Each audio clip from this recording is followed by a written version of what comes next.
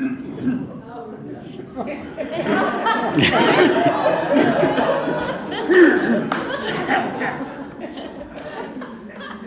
think I need that, son. I don't need any electronics here. I've upgraded since the last time I was here. We had a Mr. Microphone. It's nice. It's nice. But first off, I'd like to thank Miss Rosie Mae Durham for calling me and inviting me to teach today.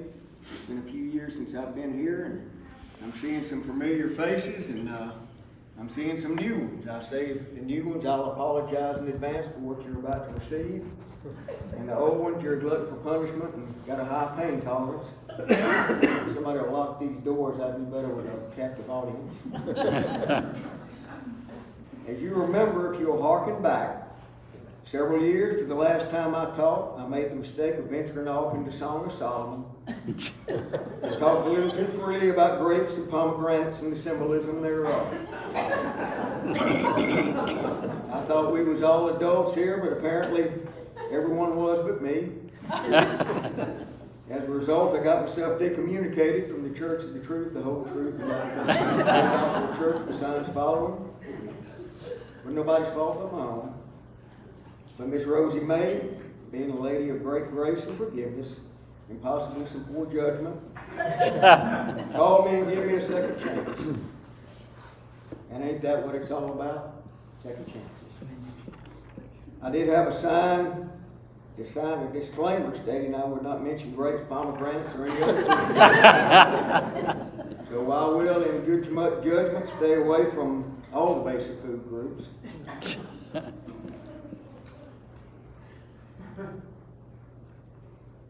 I'll just say one more thing before we get started. If you ever hear me venture over into Ecclesiastes, feel free to pull the plug. Because we all know it's just a short right turn till I'm back in Song of Solomon. And that there is called accountability. And I need it on account of my ability to mess up. All right. We just got a couple of announcements before we get started. Mavis wanted me to remind you that she's hosting a tea and bunco party for you ladies this Friday night at her beauty shop, the House of Big Hair. Winter gets the free shampoo, style, set, perm, tint job, and your tires rotating. That's a deal. Following bunco, she's going to have a short business meeting where you'll play Name That Class.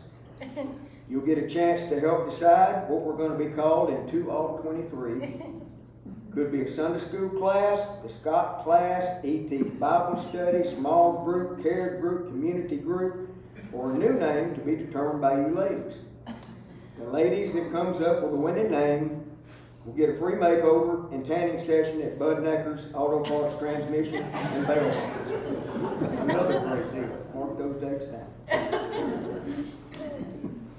If you will hearken back to before I was decommunicated, you'll realize it was 3 days shy of a year since we begun our study of Titus, but we finally wrapped that bad boy up. And my word, was that some heavy stuff or what? Did it warm your heart when old Paul sent Titus to whoop up on them lying, creeping, false teachers? That man had horsepower. Well, today we're fixing to start a new series, 2 Kings, and I'm here to tell you, you better fasten your seatbelts. This is going to be a great, great series. Trust me. Now, let's begin our study of 2 Kings. Once again, I'll be relying heavily on my favorite Bible commentary by James Dobson entitled The Bible Reading Between the Lines. I'll also be relying on God's grace and sense of humor as I try to teach y'all something. I got up at my regular quiet time of 3 a.m. last Monday to begin to prepare this lesson. Before I knew it, I had chased a rabbit all the way over to the 20th chapter of 2 Kings. Well, verses 1 through 21 really hit home with me. So I'm going to start there and teach backwards. If you'll look at your handouts, today's lesson is entitled Tripped Up by Pride. Simple truth, even God's people, if they become swollen up with pride, will eventually suffer as a result. Ditto you and me in 2023. Now, I know what some of y'all are thinking. He tell you what in the world could you possibly be proud about? Well, I could give you several for instances, but for one thing, it's new tie. I know some of y'all are looking at this and thinking, I wish I had one like that. Well, this is the only one. I went to stop by Wassel Mayo's yard sale last week, and I saw this right off the bat. Unfortunately, it was around his dog, Spud's neck. That Catahoula hound. Well, Spud didn't want to give it up, so after a pretty good tussle there, that dog will bite, I'm telling you right now. Wassel pulled him off of me, and I guess he was feeling bad enough about it, he just gave me the tie. So I said, Wassel, last time I came by here, this same dog bit me. And I said, I told you then. He said, I thought you were going to do something about that. He said, I did. I had that dog fixed. He said, why didn't you have his teeth pulled? I could tell when he came at me, he didn't have love on his mind. I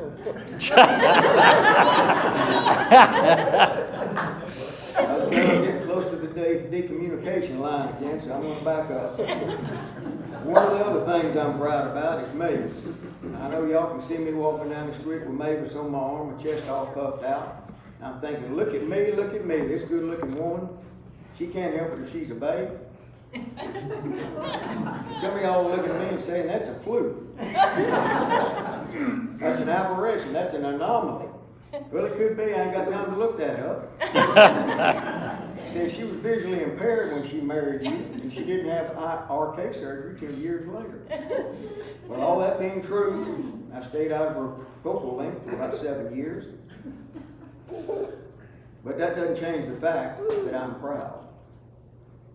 And now that you mention that every man in this room is married over his head, I'm not the only one swollen up with pride about our wives. So, we got things to look for now in today's lesson. Stay with me. Number 1, ways to avoid pride. Number 2, ways to cultivate humility. Number 3, reasons we should be careful with prosperity. Keep these in your brain because we're going to harken back to them later in the lesson. You know what? I'm going to step out on a limb here. I'm going to do something I ain't never done before, but I've been thinking about it. I don't know as much as I'm moved by the Spirit as I am Mavis's possum and orange sauce that we had last night. But I want to try something different. I'm always looking for ways to improve my teaching, and in order to shine some light on the dark recesses of y'all's minds. You know, Jesus taught many times in parables. So I'm going to try my hand at parabolizing. If y'all will bear with me, I think we can all learn basic principles of 2 Kings 20 to a parable that will color your perspective on pride. I'm going to call this the parable of the chickens, the ducks, and the 74 vega. There once was a man named E.T. He was the handsomest man in Jamback, Alabama. He was 6'4", 225, broad at the shoulder, narrow at the hip. He was a 6-time winner of the Tom Selleck Lookalike Contest and beloved by all. Hey, I didn't write this. Maybe I did. E.T. decided to leave his beloved Jamback and seek his fame and fortune in the big city of Chelsea, Alabama. He bought him a little place and moved in and immediately realized he was broke. He realized also that if he was to survive, he was going to have to live off the land and stay in a prayed-up mode. He reckoned that he would turn his 1/3 acre of paradise into a mini farm and raise his standard of living to subsistence. If you got a farm, then you got to have farm animals. That there is the if and then principle, which I'll expand on at another time. Hey, I got to change this parabolizing. It's confusing me talking in third person, and y'all already figured out it's me. The Tom Selleck thing gave it away. I'm going to just go back and tell y'all exactly how it happened. I got to have farm animals, so early the next Saturday morning, I gassed up the 74 Vega coupe, topped it off with 2 quarts of oil, and headed north to Collinsville, Alabama. Trade day. figured the base rock foundation of any good farm was chickens and ducks, and I headed there to get me some. In all my 29 years of living at that time, I had managed to acquire zero knowledge of chicken and ducks, nor had I sought the counsel of those who had such knowledge. But I reasoned I'm quite capable of handling this situation, slackline, how hard could it be? After stopping to top off the oil in the Vega a couple of times, I rolled into Collinsville around 10:30 in the a.m. It wasn't hard to find trade day because trade day is big and Collinsville ain't. I think the whole town was there, along with everyone from several counties. I ain't never seen so many people in bib overalls. It looked like a hayseed Woodstock. Well, I finally found me a parking spot about a quarter mile from trade day proper, and I topped off the oil in the Vega for the return trip and headed out in search of chickens and ducks. Well, there was every domestic animal known to man for sale at trade day, along with crafts and bootleg 8-track tapes. But dead center in the middle of trade day, I found the object of my desire. There sat an old boy who appeared to be supplementing his Social Security check and providing for his golden years by selling chickens and ducks. Well, he had a fine selection, and I told him I was in the market for 5 chickens and 2 ducks. He said, "Pick 'em out, son." Now, right there would have been a good time for me to say, "Sir, I know I'm wearing bib overalls, but I know less about chickens and ducks than I do about nuclear fusion. Would you kindly give me some advice on my selection?" But I didn't seek the man's advice. Why, you ask? I'm glad you did. Pride. I didn't want him to know that I was a poultry imbecile. So I started selecting birds like I was Colonel Sanders. I picked according to their paint job. I got me 2 red ones, 2 white ones, and a black and white polka dot. He told me there was Rhode Island Reds, white Leghorns, and a Plymouth Rock. I said, "I know that." Then I picked me 2 ducks. They looked kind of like mallards with real good posture and a special paint job. And he said, "Them's Indian runners." I said, "I know that." Well, I paid the man for the birds and told him I'd be back in a few minutes to pick them up. Well, I went and checked the oil in the Vega again and eased down through the middle of a mass of humanity. It looked like the Red Sea parting. And all this was just this blue cloud of smoke from behind the Vega. They thought it was a county fogging for mosquitoes. Well, I found the old boy again and I pulled up in the Vega and I got out. The man said, "Son, you got a cage to put these birds in." With those words, I realized for the first time, Houston, we have a problem.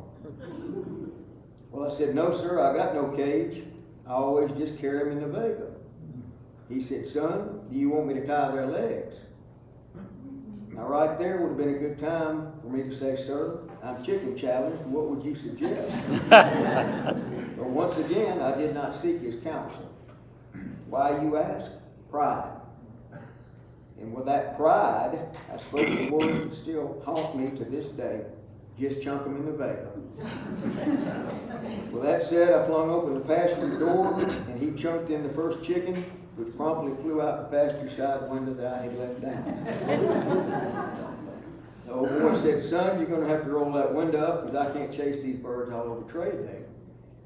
Well, I don't know how he'd have done all over trade day, but he looked like Carl Lewis with a net for the first 100 yards. And he ran those birds down, that bird down. The man had horsepower. He ran it down, snagged it in the net, and back in the Vega it went. The boy wasn't just good, he was real good. The rest of the birds got loaded without incident. I thanked him again, apologized for the open window, and as I approached the driver's side, I realized, Houston, we do have a problem. There was a reason for his questions about the cage and the tying of the feet. I'm staring at a Vega full of free-range chickens and ducks, and they're sitting in all the seats and they ain't happy. One of them's driver's seat, one of them's passenger riding shotgun, he ain't giving it up. It suddenly dawned on me that in order to get my birds home, I've got to swing that door open and dive in this Vega. I couldn't face Carl Lewis again. But if you do the math, 1 adult, 5 chickens, and 2 ducks should fit comfortably into a Vega. However, If you figure in wingspan, it will color your perspective. I dove in there and it looked like a redneck remake of The Birds by Big Al Hitchcock. I put my arms up over my head to keep them from clogging my brains out. They were squawking, feathers was flying, and apparently, when they get excited, they lose control of certain bodily functions. Within about 10 seconds, them birds had successfully tricked out their new ride. I figured I better go ahead and fire the Vega up, and maybe the movement of the vehicle and the clatter of the valves would calm them down. So I eased back down through trade day, and the Red Sea parted again, but this time there were folks pointing and words being said. Mildred, look at that Vega full of chickens. Look at that feathers flying in that vehicle. Looks like a pillow fight. That man's got a burn on his head. So with my pride damaged, I figured if I can just keep my focus, if I can make it to the blacktop, everything will be fine. So I finally made it on down the road. Things got quiet. I looked in the rearview mirror, and they were all roosted on the back seat. And I thought, well, that went pretty well. So I got almost home, and I heard something that I thought was a quack. And I looked around, and a carload of smart aleck teenagers pulled up beside me, and they were honking their horns and pointing. Well, I couldn't roll the window down and talk to them because my birds would get out. So anyway, one of the ducks finally did quack, and I looked back and I realized he woke up from his nap and realized he was riding in a 74 Vega and he wasn't any happier than I was. Fact was, the first time he'd ever gone 55 miles an hour. Well, I regained my focus and got home. I cut to the chase there. I had to reverse the thing before I get him out of that Vega and get him in the coop. I could have called my neighbor Billy Mack to help me, but I didn't. Pride once again. Well, after all that was done, I cleaned up the Vega as best I could. But I got to tell you, it weren't ever right again. Them birds had worked their chicken McNuggets into that naugahyde seats with their little feet and claws. And I hung some air fresheners in there. You know, those look like a Christmas tree. That had no good at all. I found me one that looked like a sequoia, and I hung it in there. But it did fairly well, except on a warm summer day when it was hot and muggy. And it still smelled like a south end of a northbound chicken. Now let's see what nuggets of truth we can glean from this parable. Now let's harken back to things to look for in today's lesson. Number 1, ways to avoid pride. 2, ways to cultivate humility. Number 3, reasons we should be careful with prosperity. If you look at article number 7 in your handout, things to do given the truths of today's lesson, we will answer the aforementioned 1 through 3. Some of you may say, I don't believe there was any truth in today's lesson. Well, I'll just say, harken back to Titus, don't be a cretin. Now, number 1, ways to avoid pride. A, drive a Vega. B, leave your tractor in gear while you lay on the ground to grease the disc bearings. C, leave your squirrel gun loaded while you clean it. Number 2, ways to cultivate humility.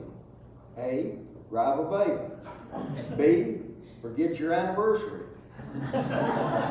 C, marry a woman with a keen sense of your imperfections. Or D, take the boys on a squirrel hunt when your dog has a sinus infection. Number 3, reasons we should be careful with prosperity. We can scratch that. There ain't no prosperity in Jamback. Well, as you can see from today's lesson, pride can trip you up. If you think it don't apply to you, it does big time. So let's look quickly at lessons from this lesson. It's a short list. I ain't got the 3 lessons. Number 1, if you're too proud to seek help and advice concerning farm animals, you're thinking about toting around in your vehicle, then invest in a good set of seat covers. Number 2, it says in Proverbs 16 and 18, pride goeth before the fall. It also goeth before a flogging, pecking, and a scratching. Number 3, there's a good pride and a bad pride. I mentioned before about Mavis being on my arm, being proud of her, walking down through town, all puffed up. Can look at the bombshell on my arm. Well, that ain't proper pride. If I'm thinking about how I'm proud of her because she's a Proverbs 13 woman, That's the proper kind. And I'm most proud of her for that. And in that spirit of the good pride, I am very proud that we have two amazing teachers who stay in a prayed up mode,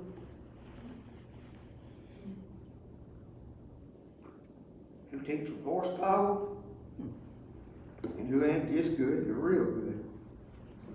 Thank you, A.T. and Lois, for loving us, for teaching us, for living what you taught, interceding for us, for thousands of prayers over the years, for this class, for your church, for bearing our burdens, and most of all, for modeling Jesus for us. I'm going to close with God's Word from A.T.'s favorite song, Psalm 92, verse 12. The righteous will flourish like a palm tree. They will grow like a cedar of Lebanon, planted in the house of the Lord. They will flourish in the courts of our God. They will still bear fruit in old age. They will stay fresh and green, proclaiming, the Lord is upright. He is my rock. There is no wickedness in him. God bless you all. We love you. Amen.